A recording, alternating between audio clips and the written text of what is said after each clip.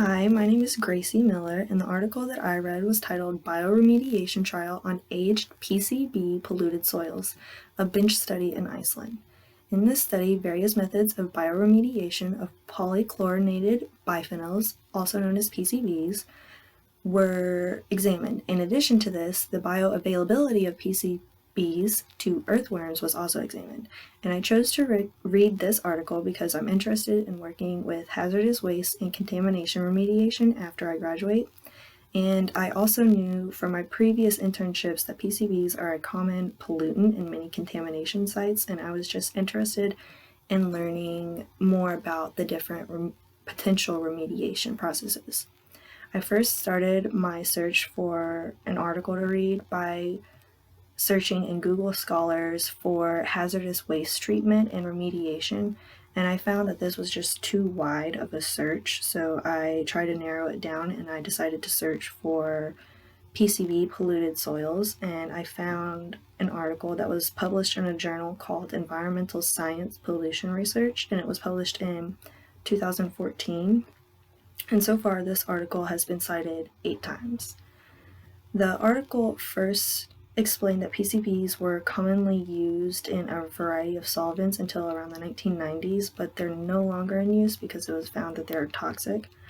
And it also explained that remediation of PCBs in colder climates is of particular interest because they're wanting to examine how an increase in temperature affects the degradation of PCBs. And so with this study, there were 3 main objectives. The first was determining whether PCBs in Icelandic soil are bioavailable to earthworms. The second was to determine how biodegradation is affected by certain additives, and they were specifically looking at nitrogen fertilizer, white clover, and pine needles.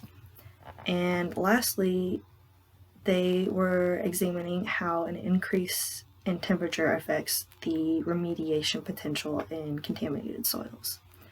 And so in order to do this, soil samples were collected and analyzed for PCB concentrations.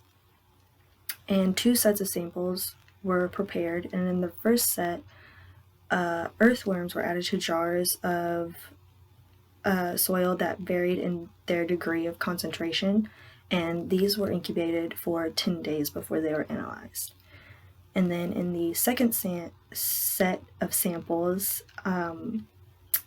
one set within this set was incubated at 10 degrees and another at 30 degrees Celsius. And this was in order to analyze what temperature had effect on PCB degradation. And within this second set, they were also adding the different additives.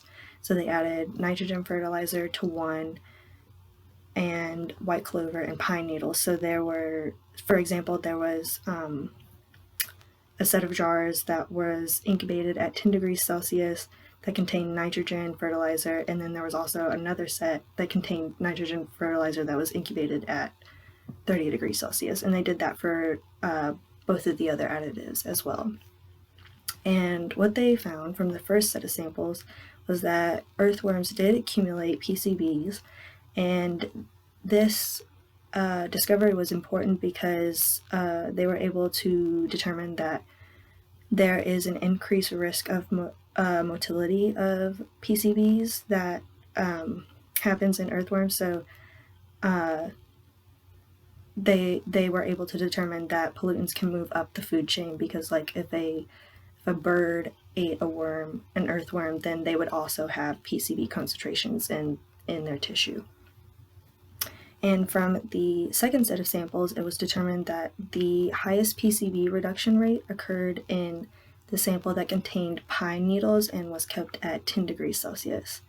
And from this set of samples, it was also determined that the other treatments didn't seem to have a significant effect at either of the temperatures.